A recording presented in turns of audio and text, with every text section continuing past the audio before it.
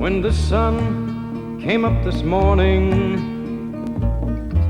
I took the time to watch it rise.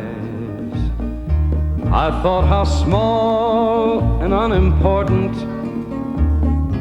all my troubles seemed to be, and how lucky another day belongs to me. To die a little, that I might learn to live, to take from life, that I might learn to give. Today is mine.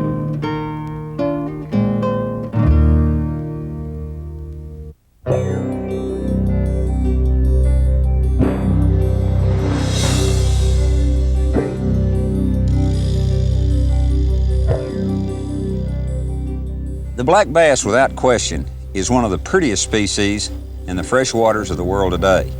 They have a high intellect and a strong instinct for survival. But, like all other animals, bass have cycles through their lives that cause them to react in a particular manner.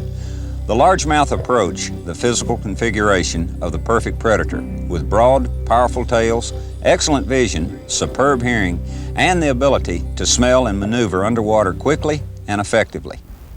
Unlike members of the pike or trout family, the bass is built to forage around wood, rock, grass, and other forms of protected cover.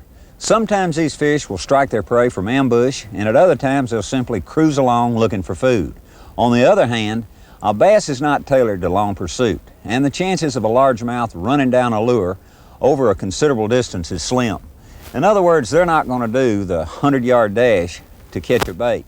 Their preferred feeding strategy is to strike instantly when the prey or lure passes within range, and at other times, when they're very inactive due to a change, let's say in barometric pressure like we have today, they must be teased or irritated for long periods of time into striking. And that's a subject we're going to discuss shortly.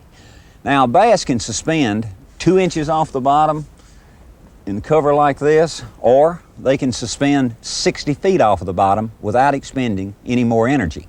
The secret is its swim bladder, an airtight sac that can be inflated or deflated to help maintain a buoyancy.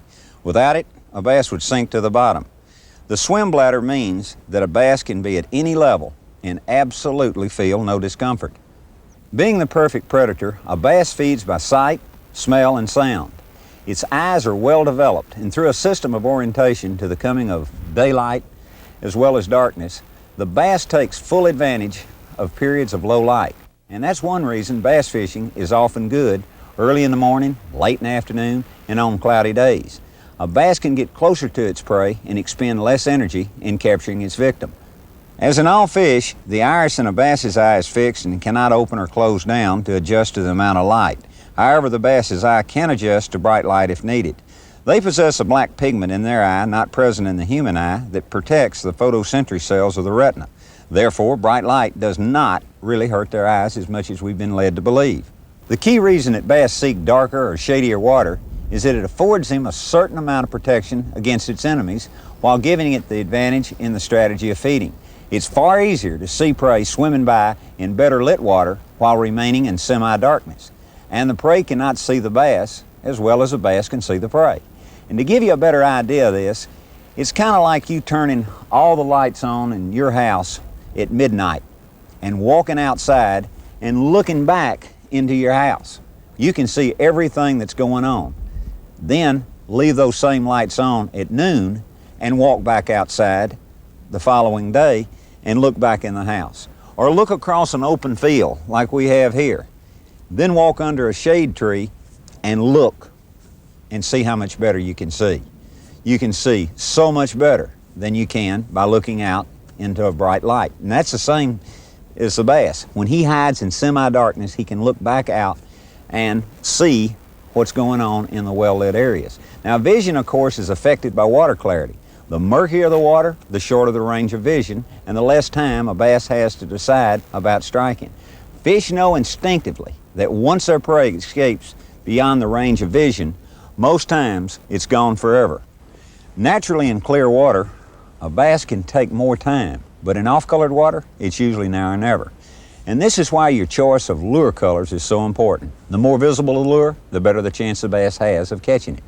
And you know, fishermen have always been puzzled on how a bass can clobber a solid black lure on a pitch black night. Well, they can understand the effects of the vibrating lure, like the blade on a spinnerbait or the sound chamber in a crankbait, because they reason that the bass hears it.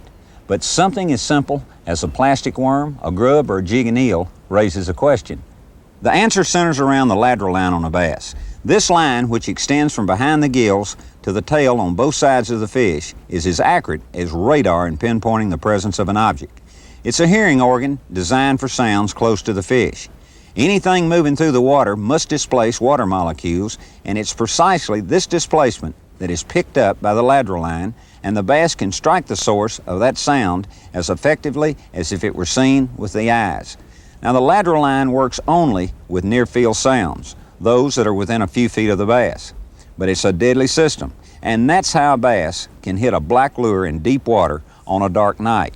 In addition to the lateral line, bass also have ears inside their heads. Although they do not have external ear flaps as we do, their bodies act as a sounding board, and they can hear and react to sounds a long distance away. Another interesting sense of the bass is his ability to smell, always being able to detect both positive and negative odors in the water. This is done with the nostril, the two ports just behind his top lip. For a bass to smell his food, water currents bearing food odor molecules must pass into the bass's anterior nostril and into the olfactory organ located just below the nostrils. And unused odor molecules pass out the posterior nostril. The olfactory chamber lies beneath the nostril, and you can't see that with the naked eye. This chamber is a closed sac-like structure and contains the olfactory organ. Thus, water-containing odor molecules, like the fish formulas, are continuously flowing across the olfactory organ, which contains millions of microscopic olfactory receptor cells. And with this, bass not only smell different types of feed, but also can smell certain types of vegetation and can even smell each other. And this is why most fishermen believe that by adding some type of a smell attractor to their lure will not only help their chances of catching a few more fish during the course of a day, but will definitely improve their odds of catching much bigger fish. Because the older a fish becomes, the larger the olfactory organ becomes, which naturally increases the sense of smell. Now, if you'll remember in the beginning of this presentation, I mentioned the words barometric pressure. And of all the different elements and conditions a bass goes through, I honestly feel that pressure changes affect his mood more than any other governing thing, especially shallow water fish, more so than in deep water. And I honestly believe that a change in barometric pressure that occurs after a low pressure system is moved through, that a change to high pressure, which occurs on bluebird days, drastically affects fish behavior. And most biologists tell me that high pressure days affect shallow water fish more than they do deep water fish. And how it affects them their equilibrium. It's hard for them to keep their balance, and this is why they bury up tight in vegetation as a result. Again, the reason bass hold up in very thick cover is because he can use the cover to help balance himself. And obviously, your best bet for finding fish is either fish thick cover or deeper water on these kind of days. Also keep in mind that fish are not going to be really aggressive as they are at other times when the pressure is normal or on a rapid fall. And for that reason, a bait must be placed close to the fish if he's going to take it. The strike zone of a fish is greatly reduced under high skies. Because of the turn-off nature of fish, vertical fishing is the most effective method. You have to fish for reaction strikes rather than feeding strikes. And it's smart to adjust your thinking to possibly getting fewer strikes in a day where you would normally expect to get much more if conditions were more normal. Bluebird days are often the hardest days to catch lots of fish. However, if you make the correct moves, you'll increase your odds. Today, we have extremely high pressure. A frontal system has just moved through the area during the past 24 hours. Now let me show you how we're going to go about trying to catch some of these inactive bass. We could take a casting rod and cast to the fish, but to keep the bait moving, we'd be moving the bait too fast through the strike zone. The other popular way of catching them would be with a flipping stick, by flipping in That way we could keep our bait in one position for a longer period of time. But the technique that we're going to use today is a technique called pitching. Now the advantages of using this type of equipment, we can control more line and cover a bigger area. In other words, with a flipping stick, we would be working anywhere from, say, 12 to 18 feet of line from the tip of the rod. But if there's a target 25 feet away with an irregular shoreline, it's difficult to flip it. But with this particular rig, what we can do, we can flip it if we want a quiet approach, or we can take the rod and pitch it, that we'll talk more about when we get out on the water. The other thing we can do, we can cast it, or we can skip it, which we'll talk about a little bit later. This particular rod is equipped with 20-pound test line. It's a fast action rod. It's a beefy rod with about a 20-80 action, 20% tip and 80% backbone, but a lot of backbone in the rod to horse a fish out of that thick cover. So we'll see you out on the water right after this.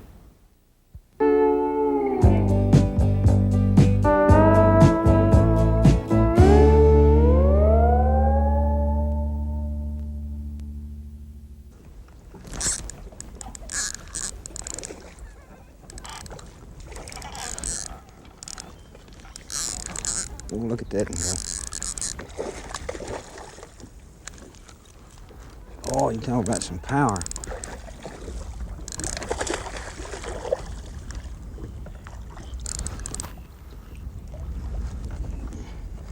Come on back here.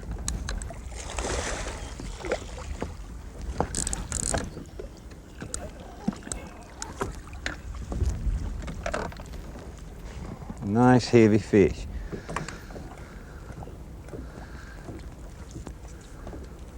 And did I have him hooked?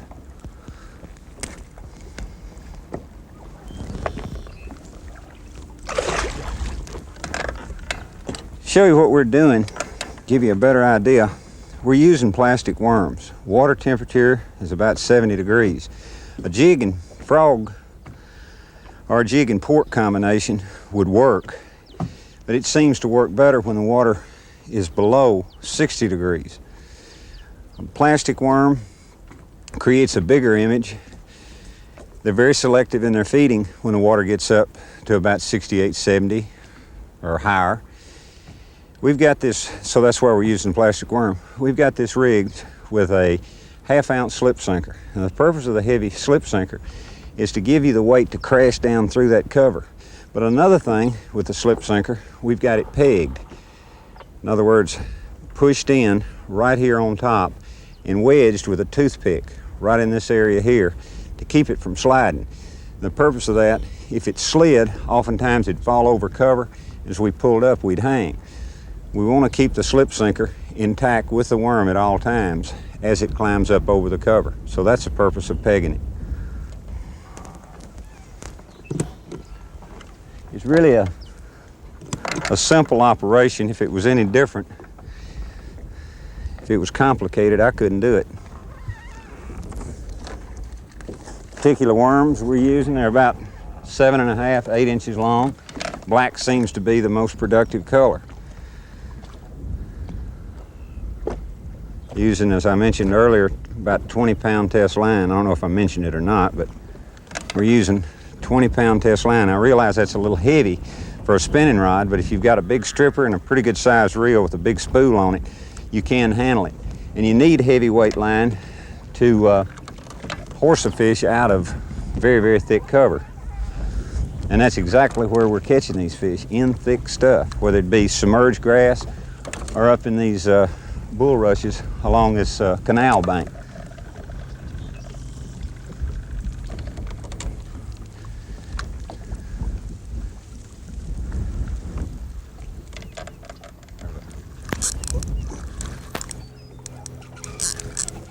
Whoa. Oh, that's a powerful Jesse right there. I gotta back off with coming up. Woo-hoo.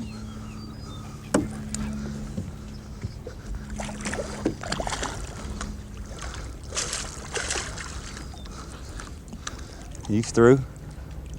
Huh? All right, come here. That fish was right in a little old hole in the grass, and just to ease that worm right over in it. Not bad.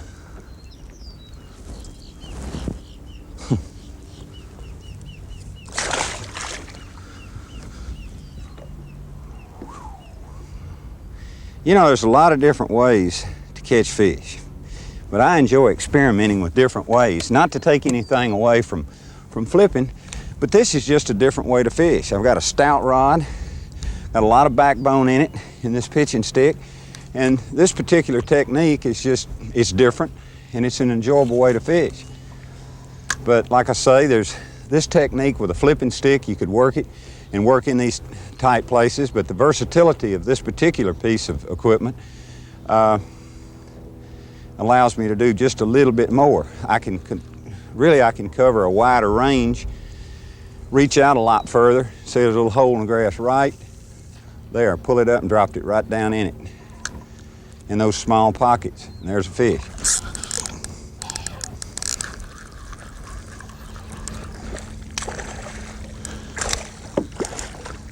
They're just laying right in those little holes.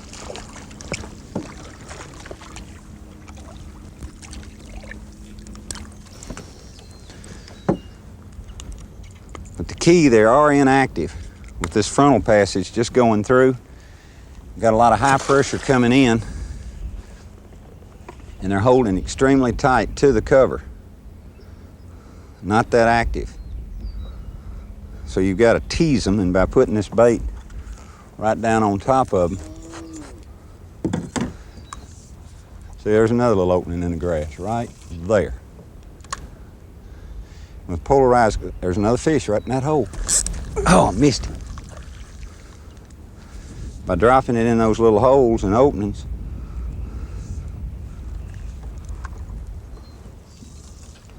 with polarized glasses, you can see that it cuts that glare. I'm in the hole right there. I'm just trying to keep it, rock it back and forth in that opening as long as I can until the wind, an opening right there.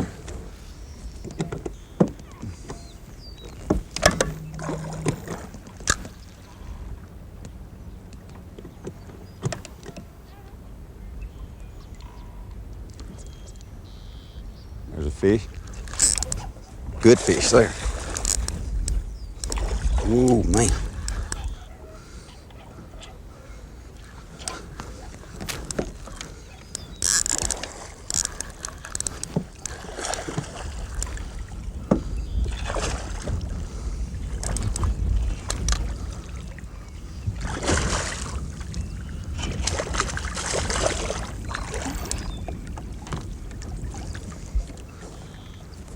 These old fish are not far from bedding out.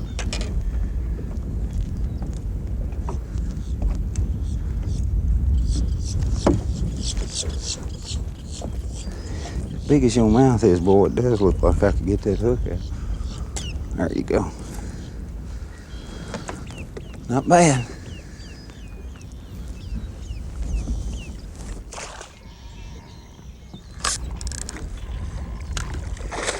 Whoa, here we go.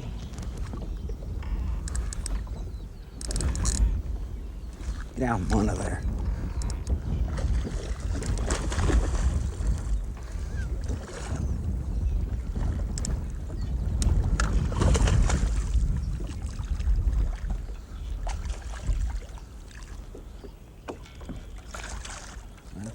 Open your mouth, I'll get you in.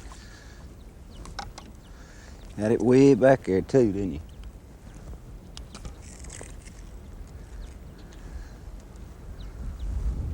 All right.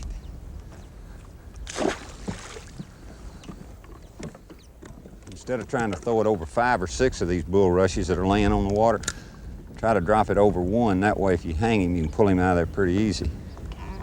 And once you get him out in the open water, then you can play with him. They're laying right in that thick cover. And then in these grass beds that you can't see, they're submerged beneath the surface, but I can spot little openings and little holes in them.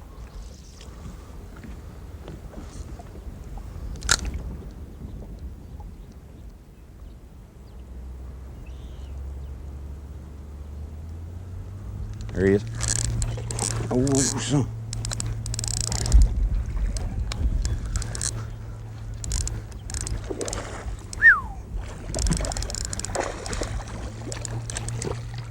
Good gracious. I saw you when you came up. Couldn't stand it, could you?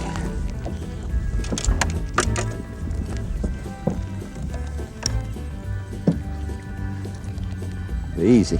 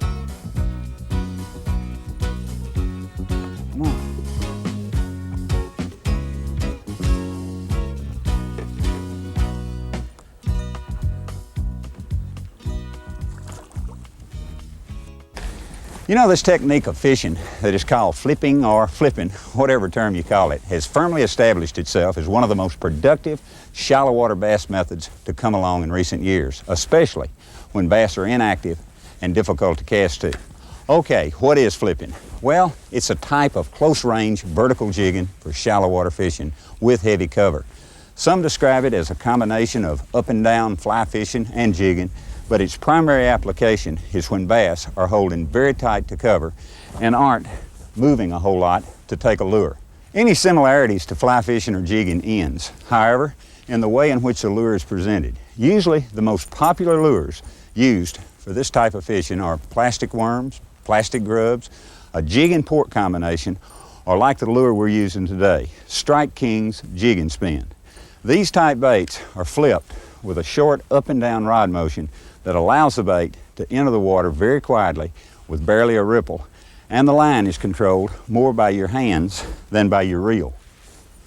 What makes flipping so effective is that it permits you to put the lure into places a conventional cast would never reach.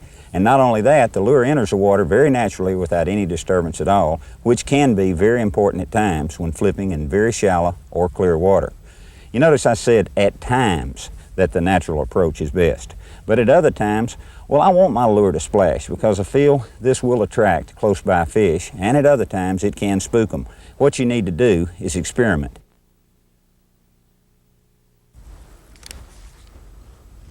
There we go.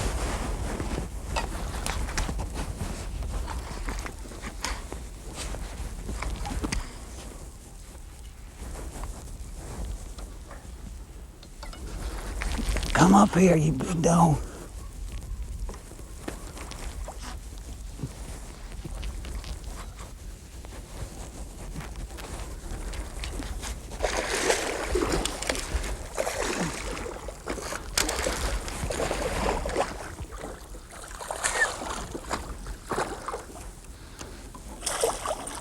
Come on in here, you big hog, you.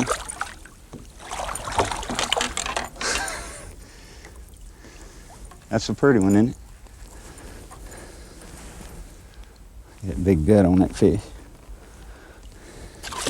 Oh, calm down. Ooh, I like that. You know what makes flipping so exciting is that a flipper will catch fish many times that a non-flipper misses. Another aspect of flipping that makes it so exciting is that much of the action takes place at close range. Rarely does a flipper have much more than, let's say, 15 feet of line out, and oftentimes it's much less. The lure presentation is a major part of flipping, and it's not difficult to learn. What is difficult is developing an awareness of what your lure is doing once it enters the water, because strikes from inactive fish are often very light. You have to become a line watcher and really concentrate on what you're doing. The line won't always jump noticeably either. there may be only a slight twitch, or perhaps just a spongy feeling that feels something like some form of moss. And sometimes the only indication of a bite is when your lure doesn't drop as far as it ought to. Failing to recognize these signs will surely cause you to miss catchable fish, and recognizing these signals is what flipping is really all about. And it takes concentration and experience to learn them. Okay, now let's spend a minute and discuss how you go about flipping, the position, the movement, and presentation. This sequence of drawings will demonstrate the fine points of a flip cast. Begin with about 12 feet of line between the rod tip and the lure. Extend your rod arm. Then hook the line above the reel with your free hand between your thumb and forefinger. The line should slide freely. To start the lure swinging backwards, raise the rod tip slightly and move your free hand backward in a pendulum motion. As the lure swings past the halfway point, pass the rod tip, dip the rod tip toward the water and continue swinging your free hand back as the lure comes towards you. Note how the rod butt is above the wrist. By dipping the rod, it allows the lure to stay close to the water and allows you to swing it forward with greater momentum. Now raise the rod tip slightly above level and swing your free hand forward as the lure heads towards your target. By letting the line slide between the thumb and forefinger of your free hand, you can keep the lure just above the water and maintain control with a very fluid movement. Just as the jig reaches the water, halt its progress by snubbing the line. Engage the reel and allow the lure to sink. And now you're ready for a strike. Jig the lure only a few times, because if you don't get a hit on the first few drops, usually there isn't a bass there. Most strikes come on the initial drop. However, during those very inactive times, say just after a front is passed through and the barometric pressure is extremely low or high, or even in very cold water during the winter months, you may have to keep your offering in the strike zone for a much longer period of time. You know, it's also important that you hold your rod tip high. I don't mean straight up and down, but out at a position just about like that, say at about 2 o'clock. What that does, by holding it high as the lure sinks, that increases the sensitivity in flipping.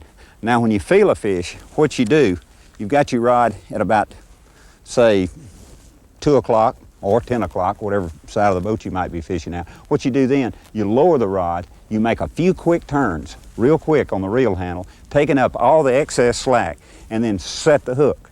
Now flipping is usually done with a 7.5 foot long handle casting type rod that has a medium to heavy fast action.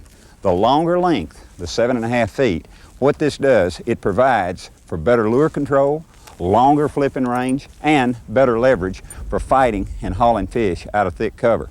Also, the long extended handle acts for a leverage point too. When you hang a fish in that thick cover, you can rest it against your forearm and you can fight the fish up. Another important thing, standard level wind reels can be used, but many reels are designed especially for flipping, and others have a special flipping mode that can be switched back and forth for either flipping or conventional casting.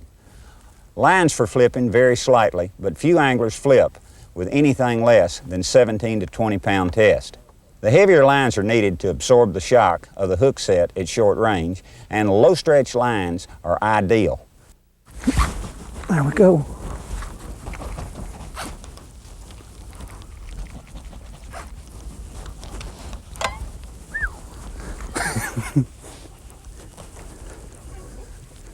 Come up here, you big dog.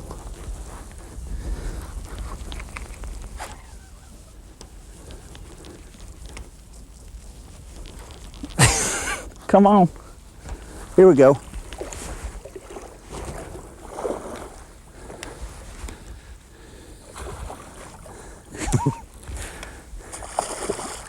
Come on back in there.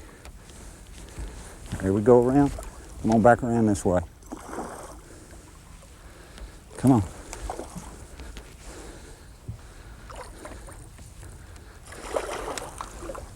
That is a big early spring baby right there.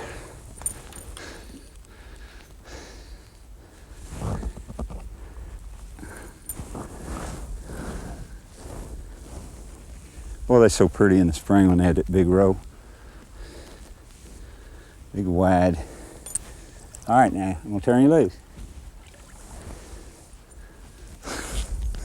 God, I like it. I do like it.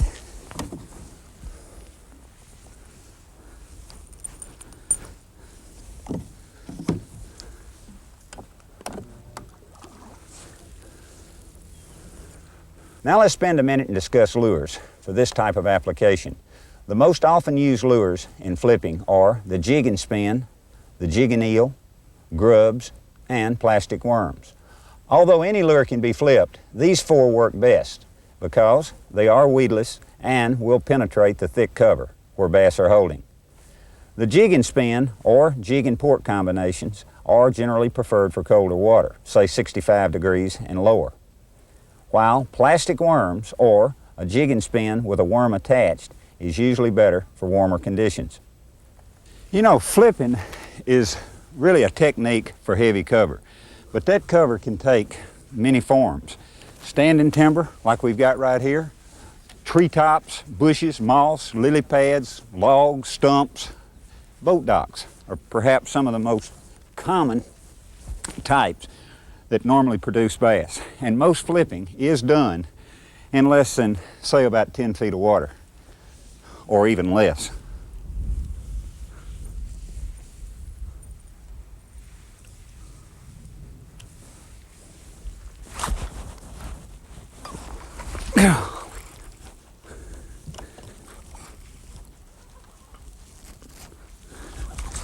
Get off my leg.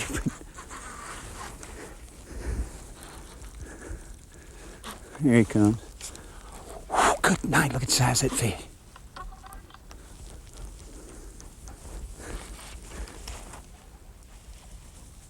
Good. Gonna hang me up just as sure. Here he comes. That is a good bite. Look here.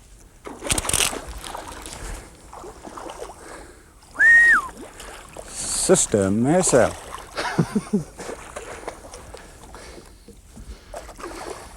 Come on back here. Let me just touch you, big bug-eyed baby. He's so big you can't even jump, can you? Well, you can too. Come on back to me. I just want to touch you.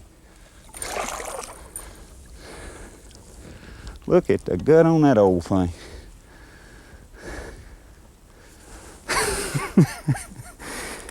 God. Look at the bug-eyed on it. That is a broad job right there.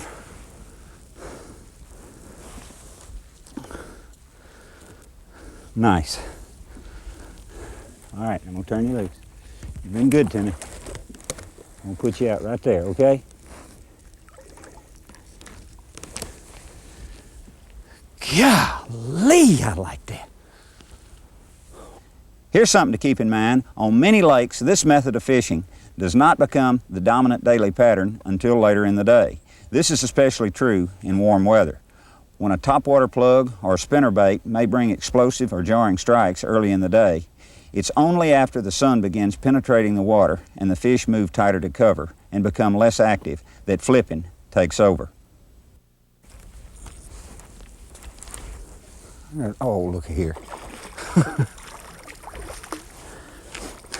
Boy, what are you doing in that top? Come on. I guess where there's big ones, there's little ones. Or where there's little ones, there might be big ones. It's not natural, but you'll be big someday.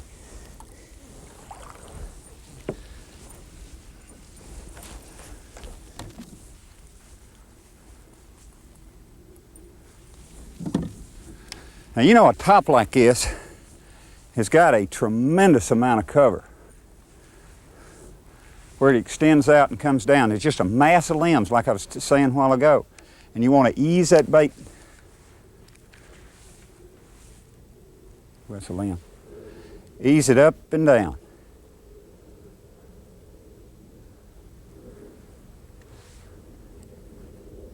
You get it in one spot, just let it sit there. Ease it up and set it down. You know, I've pulled up to a place like this, especially when the water's cold or fish are inactive, and I have fished it to a point where I just thought I was going to go absolutely crazy, that there just wasn't a fish there, and get ready to leave and feel that little thump, thump. And then sometimes, so right back in there and catch another one, then sometimes sit there and wait. Other times leave and come back. And if it's good enough for a couple of fish, it's good enough for more.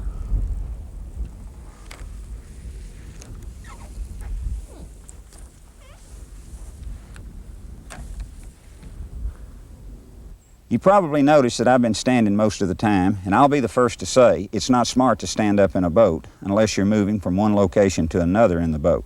But for this type of fishing, you have better control of your equipment and your presentation, and by standing, you'll be able to see your target much easier, and you'll be able to concentrate better. By sitting, you have the tendency to relax more and not be as alert. If you keep your eye on your depth finder, you'll know the depth of the water your boat is in, which will make it much safer, since most flipping will take place in the shallows. Shallow enough to wade out if you tumble in. Other times, it's not that shallow.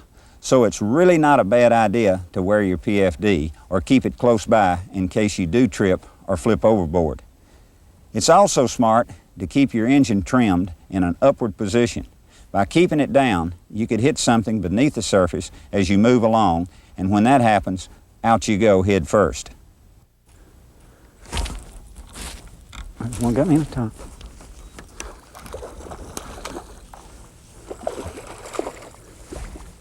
Right here, you come up here.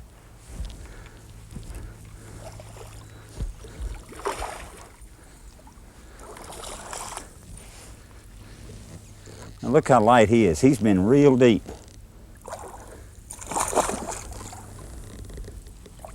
Oh. This fish hadn't been up long.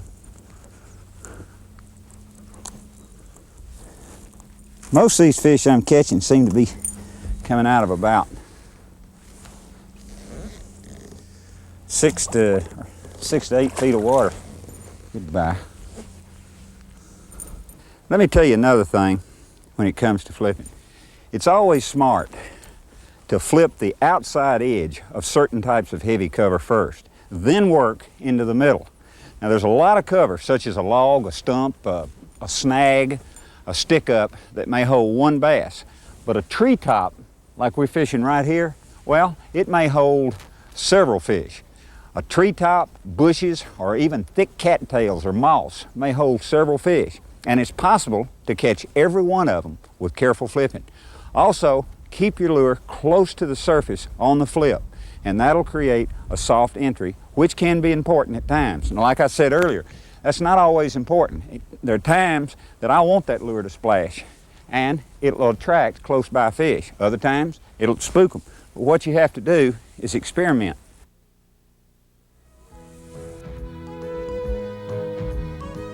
Another important part of this flipping game is boat control. It can be very critical, especially if there's any current or wind. You want to position your boat on the downwind side so you don't get washed into the very cover you're fishing.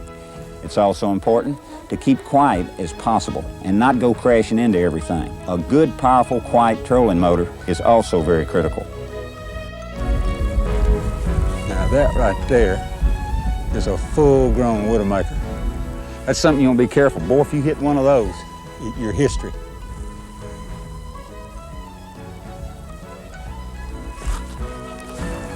Oh, I got him over the top. Did we get him out of that? Okay. Come up there.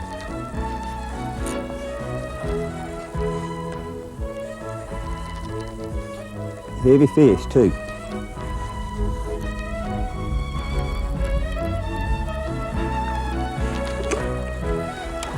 Come on back.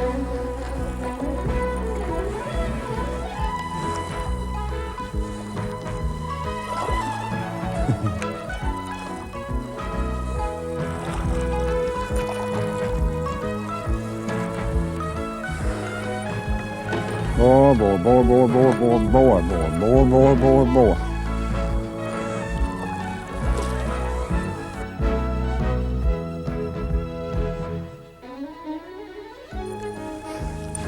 Well, flipping is surely a technique worth learning. It's one of the most deadly methods of lure presentation anyone can use. So the next time you find yourself plugging away up in the day with no results, well, you might just want to try this technique called flipping.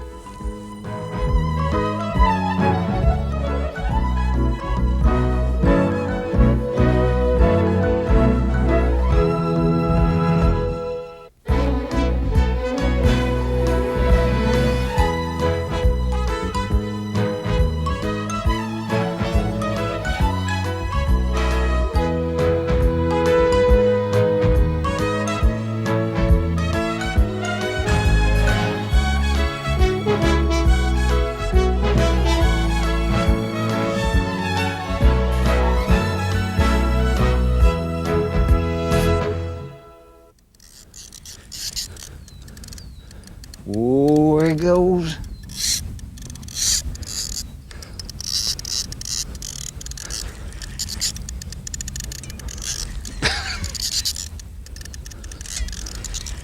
Come on in here, you big. There he goes again.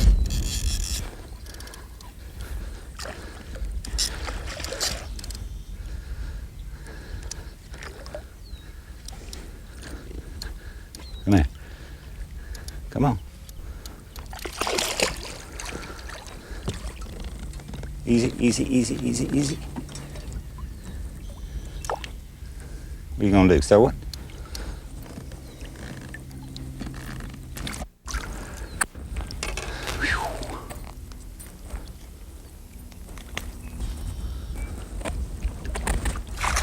To paraphrase an old advertising cliche, half the fun is in the catching. This fact underlies the growing interest in ultralight fishing now sweeping the country. Ultralights are small miniature spinning or spin cast reels which nestle in the palm of the hand, hold sensitive line in the 2 to 6 pound range, and cast tiny lures, most of which are under the 1/4 ounce mark. Now the rods are lightweight limber affairs which feel like a willow switch and measure 5 to 5.5 feet long.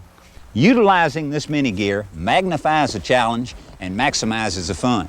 You can see it in trout streams where anglers have long ago discovered that a 1 pound rainbow at the end of a 2 pound test line takes on all the dimensions of the Fighting Fury 6 times its weight.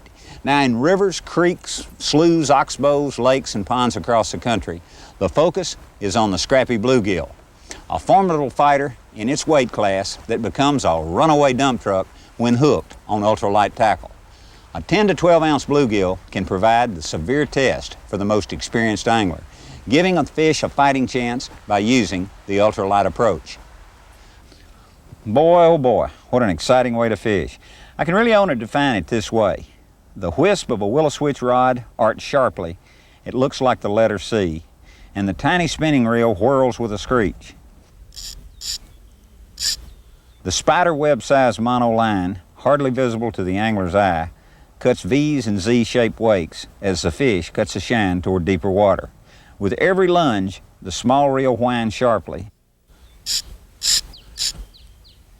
Ooh, and the fisherman tightens his grip on the straining rod handle. Using only light tackle, the fisherman acknowledges the fish's right to a fighting chance, and the fish gives its best effort, forcing the angler to do the same. This is what it's all about, and the mystique of ultralight fishing. It appeals to the best sporting instincts of the angler, and fishermen rediscover the exhilaration of long ago youth when they master a 2 pounder within the limitations set by ultralight tackle. Without question, there's a subtle sophistication inherited in ultralight fishing. Experienced anglers sense that immediately during the first few casts with the fine ultralight gear now on the market. Combining lightweight line with the delicate sentry capabilities of Kevlar, boron, and graphite rods, and the angler has suddenly enhanced his ability to interpret the faint vibrations that emanate from the unseen prey. This is the age of ultralight with many fishermen. Now 10 years ago, the major tackle manufacturers provided only ultralight spinning rigs similar to this, but not near the quality, the sensitivity, the smoothness, and the durability they offer now. Over the past few years, new priorities and technology soared in a wave of ultralight spin cast rigs with the same quality and features of larger push-button reels. Many of the spin cast and spinning outfits come packaged in lightweight plastic carrying cases and boxes that can be stored in your tackle box, or they can be snapped on your belt and placed in large-sized pockets. At the same time, the range of ultralight lures available has begun constantly expanding. Today, ultralight anglers have a wide choice of lure sizes and colors to match the needs of baby reels and light lines. Many are simply miniature versions of lures long familiar to the angler, which measure well under 2 inches and weigh from less than a 1/4 ounce down to a 1/64 of an ounce. All this eye-catching gear, however, is useless until the angler develops the skills which ultralight fishing demands. There's no forgiveness here, as in the case with heavier gear. The angler, not the equipment, is paramount when tangling with a bass raising cane at the end of delicate line on a small lure with a tiny hook. You don't simply reel a fish in on ultralight tackle. You learn the true definition of the phrase, playing the fish. You don't horse a fish. First of all, you can't. The victory is gained and capitalizing on the reel's smooth drag and the rod's whippy flexibility to play the prey down. Once you've honed your skills on an assortment of bluegill, crappie, or small bass, there are few challenges beyond your capabilities. Quite a few light tackle anglers stick to their delicate gear when searching out the big boys. They've arrived at a point where they think they can triumph over the big lunkers or have fun trying. Tell you what, let's go give it a try.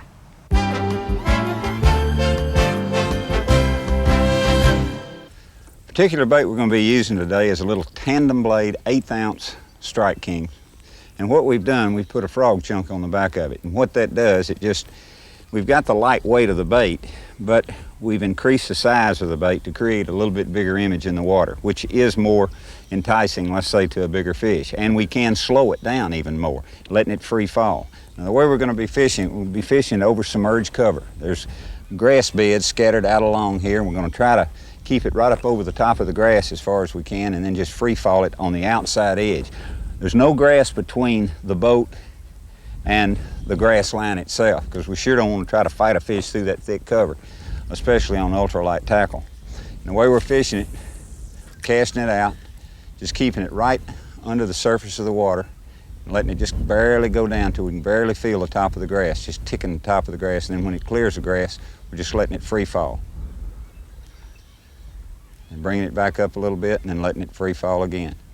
We're dropping the rod to about the 10 o'clock position because we need all the leverage we can get when that strike occurs. And most of the strikes seem to occur as the bait is starting to fall.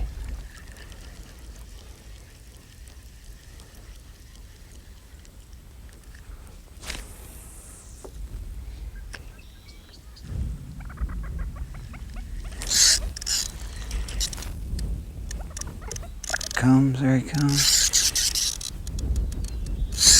Oh, look at here.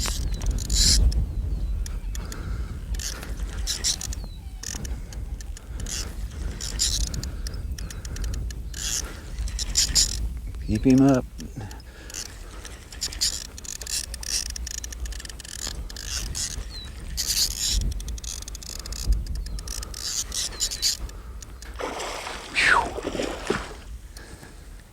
Come on, drag.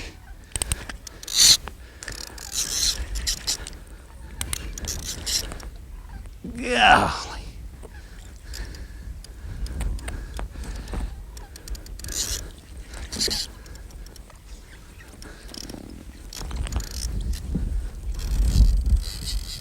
Look at that, bro.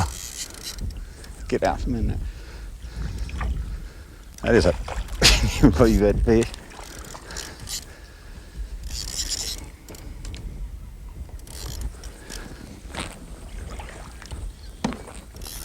I got him all around the trolling motor and in the trolling motor.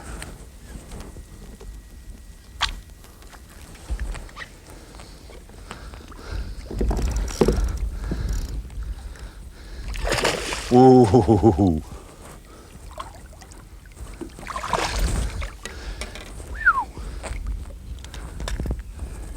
It's not bad.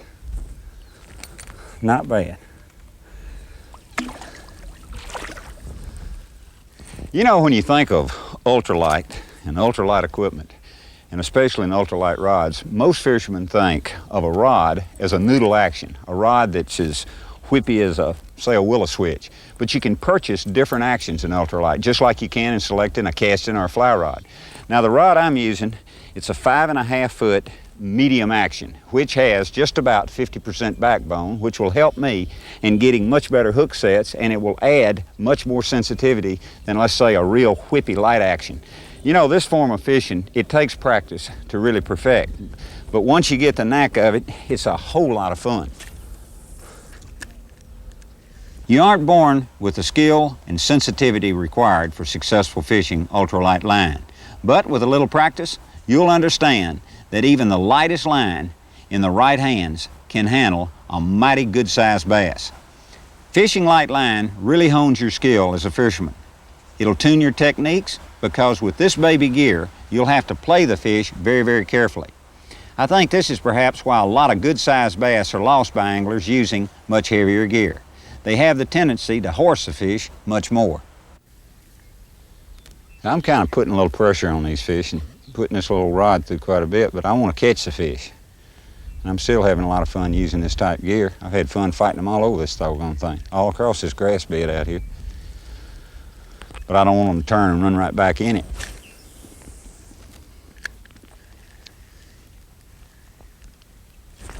There we go. Oh, look here he goes. Get on up. There he goes again. Gosh. Whoa.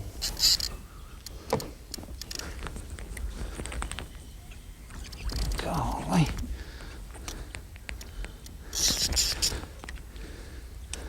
Whew. There he goes again. Get on back up here.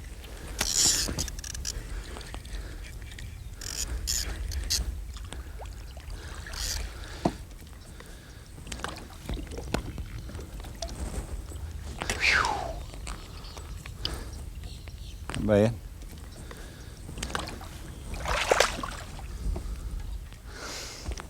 I can't tell you how much fun that is. You know, speaking of line teaches you how to really fight a fish on any size line. So many fishermen are scared to try this little stuff after fishing so long with, say, bigger line. But with small line, a fisherman learns quick to respect the power of a bass. If you don't, you can bet your favorite fishing hole you're gonna lose it. Okay, I've been talking a lot about the rod and the line. Let's talk now about the reel. Today's reels, like rods and line, have been refined into high-quality, reliable tools. Perhaps one of the most important parts of the reel is the drag.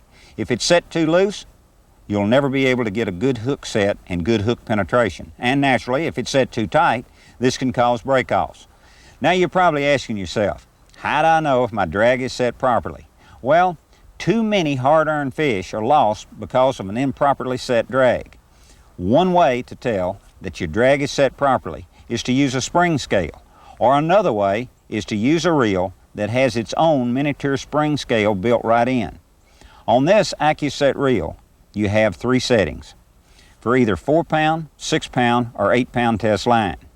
You have a light setting for open water fish making long, sustained runs, a normal setting, which is an ideal setting for most fishing conditions, and a heavy setting for maximum fish stopping power in heavy cover condition. AccuSet reels let you tune your drag to your kind of fishing. No doubt about it, a good drag system is a must, especially when using lightweight lines. Golly, look at that hard fighting thing. Whoa, drag, hold it. Look at that boy.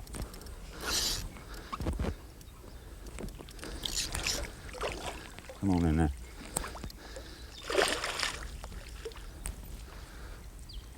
Easy, easy, easy, easy, easy, easy, easy. Whew. Not bad.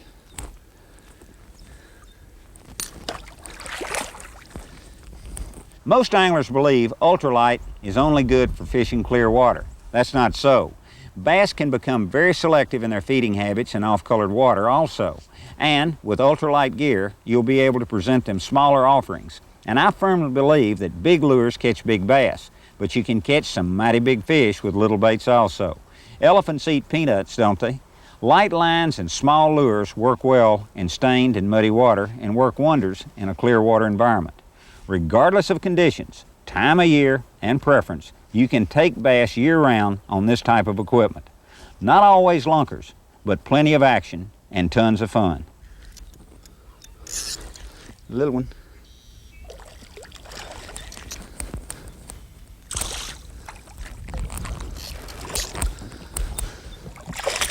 Oh, come on in here. You tell you what, you catch one of those bigger ones and then you catch a small one. Feel like you can just horse him right in.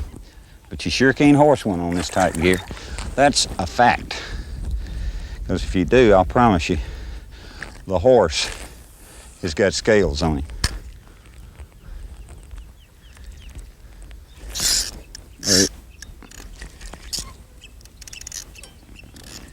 There he goes, right off into that deep doggone water.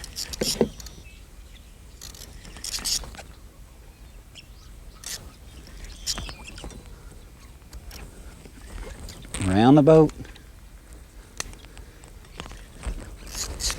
Get up out of there. Did you see him come out from that boat?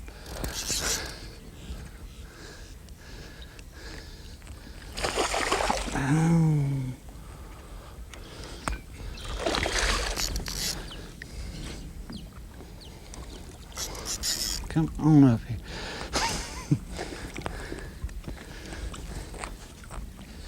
Boy, you did you a good 15-footer there.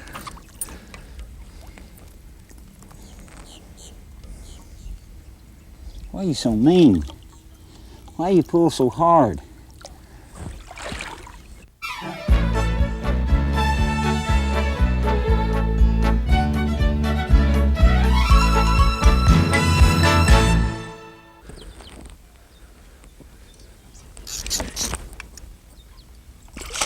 Oh, you dog. Get out from in there.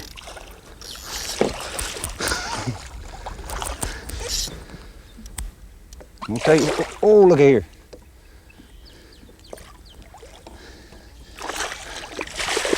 Ooh, there we go again.